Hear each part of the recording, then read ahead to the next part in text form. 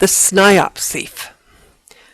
So you've been successful right from the start, I asked Marianne as we met again a few weeks later. Heavens, no. Building trust by keeping my promises was something natural to me. I think most people want to be trusted. It takes time to build a reputation for being trustworthy, and that is a real challenge for all business owners. The first few years of being self-employed, well, you need to have enough people who trust you and tell others that they trust you, I put in. You need a fan base. That's a good way of describing it. A fan base, not a customer base. When I started the business, I was still married. Thank goodness that Jerry had a good job. Jerry was your husband? Yes, we split shortly after my youngest son was born. He was a great partner, but I think he didn't take my business seriously. To him, it was just a hobby that eventually paid for itself. He still thinks that, but you don't want to hear about my marital problems. I shook my head. I know what you mean. Luckily, Peter has no worries about me being successful. He just thinks of it as an excuse for him to go off and do his own thing. Yes, he helps with writing the books and courses and coming up with new ways of looking at how I can do better. But he says the business is mine, and it's my route to what I want in life. You're really lucky. Anyways, Marianne, tell me about those early days. What kind of problems did you have? Have you heard the term SNIOPS? She asked. It's another acronym. It stands for Subjected to the Negative Influence of Other People's Stupidity. It starts with the assumption that other people know more than you do. When you start a business, no matter how small, you begin to look for advice. You go to lawyers, accountants, people who have working businesses, bank managers, university lecturers, and more.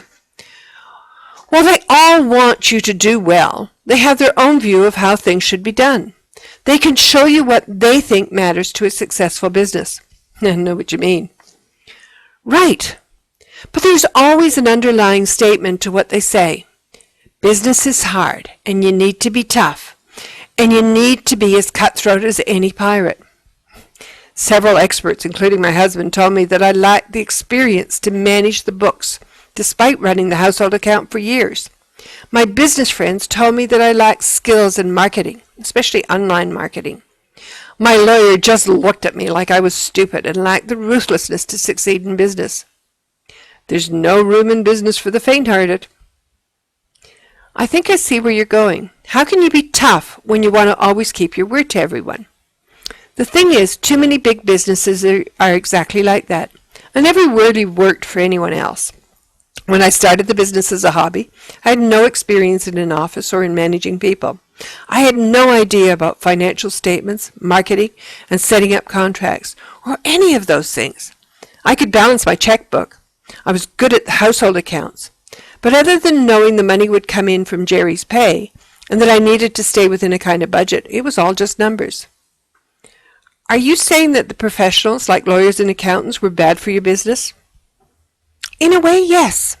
They really do know what they are talking about. Their advice is based on sound knowledge. But, well, how can I say this?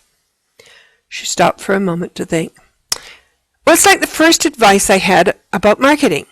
While it was very good and should have worked, I could not afford to spend the thousands of dollars that the campaign needed, or the other stuff that my advisors recommended. Yes, I've always taught that a small business is not a scaled-down version of a big business, and that $1 million campaign can't be scaled down to $1,000, and yet with the same percentage of success. That was it. Small business is not big business scaled down, although a big business could very well be a small business scaled up. Anyway, it took only 6 months before my first attempt at business failed absolutely. Jerry pulled me out of it, paying the losses and helping me get straight again. I almost swore off ever trying again, but you didn't. The important thing is I learned from the fiasco, and the next one and the one after that. What you see today is my 6th business, and it's been going 12 years now. Care to share the lessons? I did. SNIOPS. That negative influence of other people. The important thing is that your business idea is your business idea. Your idea, not the ideas of others. The experts and your family should be your support network. But what I found is that the words they used and their body language contradicted each other.